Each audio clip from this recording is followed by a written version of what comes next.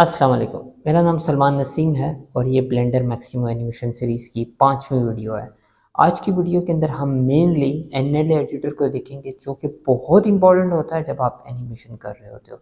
उसकी रीज़न ये होती है कि आपका बहुत तरीके से टाइम भी सेव कर रहा होता है और आपके लिए एनिमेशन करना आसान भी कर रहा होता है।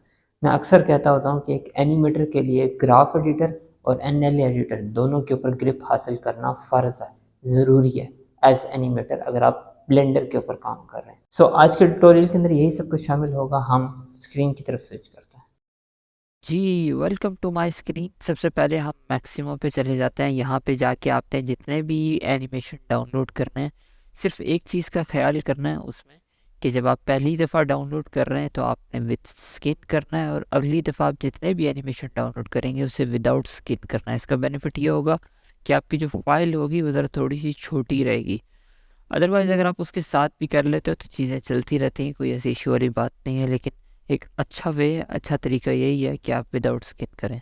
मैंने ऑलरेडी डाउनलोड कर ली हुई है तो मैं ब्लेंडर के अंदर चला जाता हूँ। यहाँ पे जाके फाइल के ऊपर जाके इंपोर्ट के ऊपर जाके एफपीएक्स पे चला जाऊँगा और डेस्टिनेशन पे जाके सबको सिलेक्ट करके सबको सिलेक्ट करके इंपोर्ट कर लूँगा।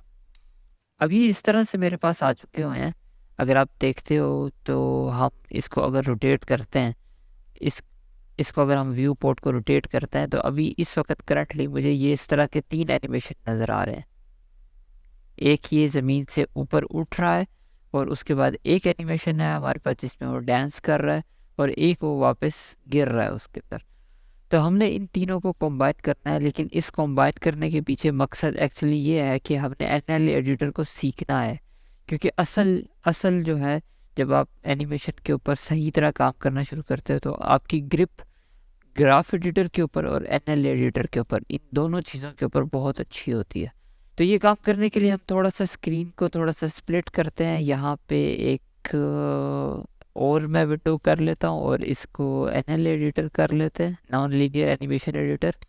इसको कर लिया और इसको भी दो हिस्सों में डिवाइड करके यहाँ पे हम ले आते हैं डोप शीट, और डोप शीट में जाके एक्शन एडिटर ले आते हैं, और इसको मैं एन से क्लोज कर देता हूँ। उससे ये होगा कि हमें जो है ये डोप शीट ज़रा थोड़े से अच्छे तरीके से नज़र आएगी। अब आप करंटली देखोगे हमारे पास 3 एनिमेशन है यहाँ पे, ठीक है, और हर एनिमेशन के अगेंस्ट हमें कुछ की फ्रेम्स नज़र आ रहे हैं। हम अगर देखना चाहते हैं तो यहाँ पे जब हम एक्शन एडिटर में जा चुके होते हैं तो आप थोड़ा सा इसको आगे ले जाओ, तो आपको यहाँ पे हर एक आर्मेचर के अगेंस्ट उसके की फ्रेम नज़र आ रहे होंगे। हम इसको अच्छे तरीके से मैनेज करने के लिए सबसे पहले इनके नाम चेंज कर लेते हैं। अब ये वाला आर्मेचर जो है वो यहाँ पे गिर रहा है तो हम इसका नाम रख देते हैं एंडिंग, एक दिन तो ज़िंदगी एंड होनी ही है। और ये वाला उठ रहा है, ज़मीन से उठ रहा है, तो हम इसका नाम रख देते हैं अप, ठीक है। और इसके बाद जो इंसान के दरमियान की ज़िंदगी है हम उसका नाम रख देते हैं बिटवीन। आप कोई भी नाम रख सकते हो, ये जस्ट आपकी आसानी के लिए। आपने एक चीज़ तो नोटिस की होगी कि हम किसी भी अगर उसको सिलेक्ट करते हैं, किसी भी आर्मेचर को सिलेक्ट करते हैं, तो उसके अगेंस्ट जो भी की फ्रेम का एक सेट है वो हमारे पास आ जाता है। लेकिन ये की फ्रेम का सेट होता है, हमने इसे एक्शन के अंदर कन्वर्ट करना होता है। तो हम यहाँ से पुश डाउन के ऊपर क्लिक करें या फिर यहाँ से आके भी एनएल एडिटर के अंदर भी पुश के ऊपर क्लिक करें तो ये उसे एक एक्शन के अंदर कन्वर्ट कर देगा। एक्शन क्या होगा? एक एक्शन जो होगा उसमें काफ़ी सारे की फ्रेम्स होंगे, ठीक है। तो यहाँ पे पुश के ऊपर मैं बटन के ऊपर क्लिक करूँगा तो आप देखो नीचे हमारे पास टाइम लाइन से की फ्रेम गायब हो गए हैं। अब क्या है कि अब ये एक एक्शन बन चुका हुआ है।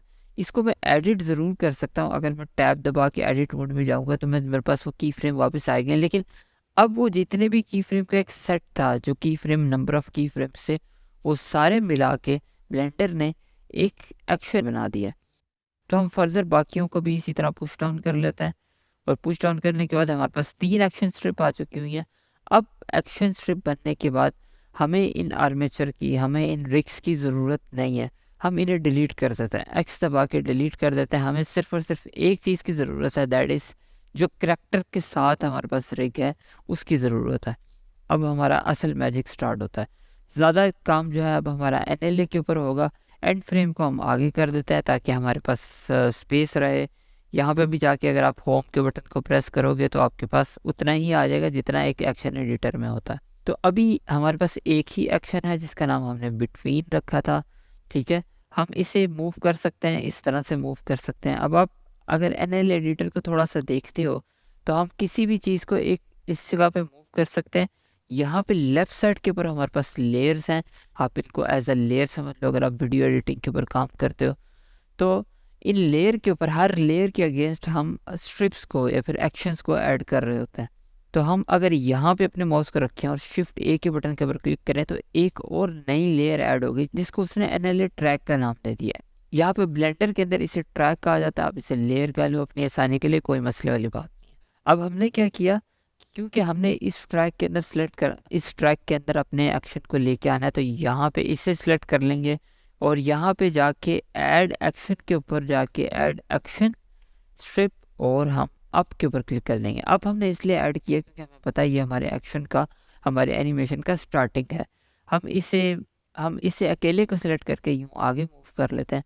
अब आप देखो कि जब अगर मैं कर्सर को यूँ आगे लेके जाता हूँ तो यहाँ तक तो सारी बातें ठीक चल रही हैं, लेकिन जैसे ही वो इसको क्रॉस करता है, इससे आगे निकलता है, तो आपके पास वो आना बंद हो जाता है, वो एनिमेशन चलना बंद हो जाता है। उसकी क्या रीज़न है, जिसको एक्सट्रापोलेशन कहते हैं, वो अभी इस वक्त ये हुआ है कि आपने इस एक्शन को ख़त्म करने के बाद होल्ड कर लेना है।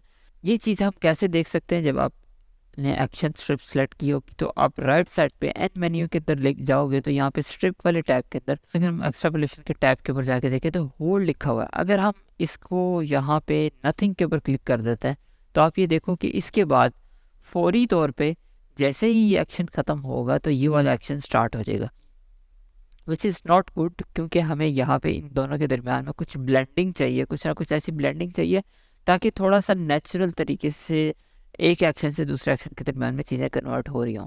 लेकिन ये चीज़ तो आपको समझ में आ गई कि जो भी सबसे ऊपर वाली स्ट्रिप होगी, जो भी सबसे ऊपर वाला ट्रैक होगा, उसको प्रायोरिटी दी जाएगी ब्लेंडर के अंदर, जिस तरह से हमारे पास वीडियो एडिटर के अंदर होता है। अब हमारे पास 2 एक्शन आ चुके हुए हैं, हम यहाँ पे मज़ीद एक और ट्रैक ऐड कर लेते हैं। शिफ्ट A दबा के एक ट्रैक और ऐड कर लिया। अगर आप बिल्कुल डी सेलेक्ट करना चाहते हो तो आप डी सेलेक्ट कर दो। इस वाले ट्रैक पे आके हम एंडिंग के ऊपर क्लिक कर देते हैं। अब देखो क्या हो रहा है, मैं इसको यूँ ऊपर भी रख सकता हूँ, इसको यूँ नीचे भी ला सकता हूँ, लेकिन फ़िलहाल मैं उसे ऊपर वाली स्ट्रिप में रख रहा हूँ ताकि आपको चीज़ें लेयर्स के हिसाब से समझ में आए। अब देखो ये बिल्कुल भी नहीं चल रहा, पता तो चल गया क्यों नहीं चल रहा, क्योंकि उसके ऊपर होल्ड लगा हुआ है। हम होल्ड को ख़त्म करके नथिंग कर देते हैं तो ये चलना तो शुरू हो गया। लेकिन इसके बाद अगर आप यहाँ पे आगे जाके देखते हो तो यहाँ पे ब्लेंडिंग ठीक तरीके से नहीं हो रही। हम इसके ऊपर क्लिक करके हम मैनुअली भी इसे ब्लेंड कर सकते हैं, ब्लेंड इन ब्लेंड आउट के ऊपर यहाँ पे चेक करके यहाँ पे ऑटो के ऊपर चेक करके इसे ऑटो के ऊपर भी कर सकते हैं और नीचे वाले के ऊपर भी हम चेक कर देते हैं। अब आप देखो इन दोनों के दरमियान में जब वो ब्लेंडिंग हो रही है, यानी एक से जब दूसरे एक्शन के अंदर जा रहा है, आप देखो कि एक स्मूथ ट्रांजिशन हो रही है। तो हम क्या करेंगे कि यहाँ पे भी ये सिलेक्ट कर लेंगे और इसके ऊपर भी ये सिलेक्ट कर देंगे। इसे थोड़ा सा यूँ नीचे ले आते हैं और फिर इसके ऊपर यूँ ऑटो ब्लेंडिंग ऑन कर देते हैं। तो अब ये देखो, अब इससे यहाँ पे जब ये जा रहा है तो ये इस तरह से गिर रहा है। अब मैं इसको फर्दर थोड़ा सा एक्सप्लोर करना शुरू करता हूँ। तो हम कहते हैं कि हमने इसे थोड़ा सा स्लो डाउन करना है कि एंड में जब उसकी लाइफ ख़त्म हो रही है, जब वो गिर रहा है, तो हम इसको ज़रा थोड़ा स्लो डाउन करें। हम क्या करेंगे कि यहाँ पे एक्शन के ऊपर जाएंगे और एक्शन क्लिप के ऊपर जाएंगे और एक्शन क्लिप के ऊपर जाके इसके प्लेबैक स्केल को थोड़ा सा यूँ बड़ा कर देंगे। हम ये काम S दबा के भी कर सकते हैं। लाइक अगर आपने स्ट्रिप को सिलेक्ट किया होगा, मैं यहाँ पे S दबाऊंगा तो तब भी ये इसी तरह से चीज़ें चल रही होंगी। इसको स्केल अप स्केल डाउन दोनों कर सकते हो। तो मैं ये स्केल अप चाहिए, तो ये अब आप देखो कि यूँ गिर रहा है, तो उसके बाद जो वो गिरेगा, यहाँ तक ये जो चल रहा है वो अपनी मौज मस्ती के अंदर है, लेकिन जब उसकी ज़िंदगी ख़त्म हो रही है तो वो बिल्कुल स्लो मोशन में जाके नीचे गिरेगा। फर्दर देखने के लिए हम अपने NL एडिटर को यहाँ पे ले आते हैं, यहाँ पे न्यू एक्शन के ऊपर क्लिक करते हैं और इसका नाम हम रख देते हैं ओवर एडिट।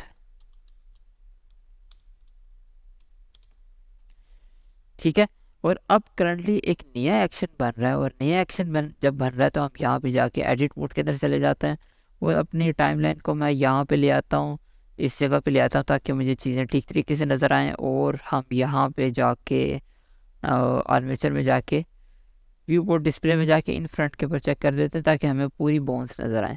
हम थोड़ा सा बोन्स के साथ खेलेंगे, उसके ऊपर एक नया एक्शन मैनुअली बनाएंगे और फिर उस सेक्शन को इधर उधर लेके जाएंगे ताकि हमें मज़ीद चीज़ें समझ में आए। तो हम यहाँ पे पॉज मोड के ऊपर जा रहे हैं और पॉज मोड के ऊपर जाने के बाद इस वाले को सिलेक्ट कर लेंगे, इस वाली बोन को सिलेक्ट कर लेंगे। इससे होता क्या है कि ये इस तरह से बड़ी बहुत और तरीके से ये आप जो आपके करेक्टर है, करेक्टर की बॉडी है, उसको ये स्ट्रेच करना शुरू कर देता है। लेकिन क्योंकि हम चीज़ें समझना चाह रहे हैं तो हम इनको समझ लेंगे। एक मैंने एक स्टार्टिंग पॉइंट रख दिया, आई दबा के की फ्रेम लगा दिया, लोकेशन, रोटेशन, स्केल सारी चीज़ें रख लेता हूँ। इसके बाद जी दबा के मैं ऐसे यूँ मूव कर लेता हूँ, यूँ थोड़ा सा आगे ले जाऊँगा और आगे ले जाने के बाद यूँ कर लेता हूँ। अब आई दबा के लोकेशन, रोटेशन, स्केल दोबारा सेलेक्ट कर लेते हैं। अब आप देखो कि यहाँ पे जो दोनों की फ्रेम मैंने लगाए थे वो आपको यहाँ पे नज़र आ रहे हैं, ये दो की फ्रेम नज़र आ रहे हैं, लेकिन ये अभी इस वक्त आपको यहाँ पे एक्शन एडिटर में नहीं नज़र आएगा। तो हम क्या करते हैं, इसको भी एक एक्शन स्ट्रिप के अंदर कन्वर्ट कर देते हैं। यहाँ पे होम के बटन को प्रेस कर लेते हैं ताकि हमें चीज़ें सारी नज़र आएँ। अब देखो हमने ये एक्शन लगाया यहाँ पे, ये इस तरह से इस वाली बोन के ऊपर ये हमने एक्शन लगाया था, ये अब आपने याद रखना है। हम क्या करते हैं कि क्योंकि देखो अब ये एक्शन इसके ऊपर लगा था और अब इसका इन्फ्लुएंस आगे तक जा रहा है, तो हम इसके इन्फ्लुएंस को ख़त्म करने के लिए भी नथिंग के ऊपर क्लिक कर देता है। तो अब क्या होगा कि इसके बाद जैसे ही एक्शन ख़त्म होगा तो इसके बाद इसका इन्फ्लुएंस ख़त्म हो जाएगा। लेकिन हम यहाँ पे हम कहते हैं कि होल्ड पे ही रखो क्योंकि हमने उसके इन्फ्लुएंस को पूरा रखना है। और एक और चीज़ हमारे पास होती है होल्ड फॉरवर्ड। तो अब सिर्फ और सिर्फ इससे आगे का जो है ना, इससे पहले वाली जो चीज़ है, इससे पहले इसका इन्फ्लुएंस नहीं होगा, उसके बाद ही रहेगा। इस चीज़ को भी हम समझ लेते हैं। अब इसको मैं मज़ीद अगर देखना चाहता हूँ, इन डेप्थ पे जाके देखना चाहता हूँ, तो इसको अगर मैं नीचे जाता हूँ यहाँ पे तो रिवर्स का भी आ रहा है। रिवर्स में यह है कि अब इससे पहले जब ये स्टार्ट होगा तो इसकी जो बॉडी है वो उस तरह से होगी, जो चीज़ काम मैंने ख़राब किया है उस तरह से होगा, लेकिन स्लोली इसका इलाज हो जाएगा और ये वापस उसके ऊपर चला जाएगा। सेम गोस कि आप बाकी भी सारी चीज़ों को वैसे ही लेके चल सकते हो। और इस सेक्शन को मैं अगर जैसे जैसे ये मूव करूँगा, जहाँ मूव करूँगा, ये वहाँ अपने इन्फ्लुएंस को साथ लेके जाएगा। तो कहने का मतलब ये है कि हम इस तरह के मज़ीद एक्शन बना के भी उनके साथ खेल सकते हैं, उन्हें यहाँ पे एडिट कर सकते हैं। अगर आप हाथ के ऊपर एक्शन बनाते हो तो आप किसी भी टाइम पे उस एक्शन को कॉल करके अपनी एनिमेशन के अंदर ऐड कर सकते हो। कुछ चीज़ें बेसिक लेवल के ऊपर मैंने आपको बता दी हैं, लेकिन इसका आप सही वाला मज़ा तब ले सकते हो जब आप इसके ऊपर प्रैक्टिस करोगे। तो उम्मीद है कि इस लेक्चर को देखने के बाद आप इन चीज़ों को प्रैक्टिस करोगे। आप जितना ज़्यादा प्रैक्टिस करोगे एक्शन एडिटर और एनएल एडिटर, आपको उतना ज़्यादा समझ में आएगा। आपसे नेक्स्ट वीडियो के अंदर मुलाकात होगी। अपना बहुत ख्याल रखेगा। अल्लाह हाफ़िज़।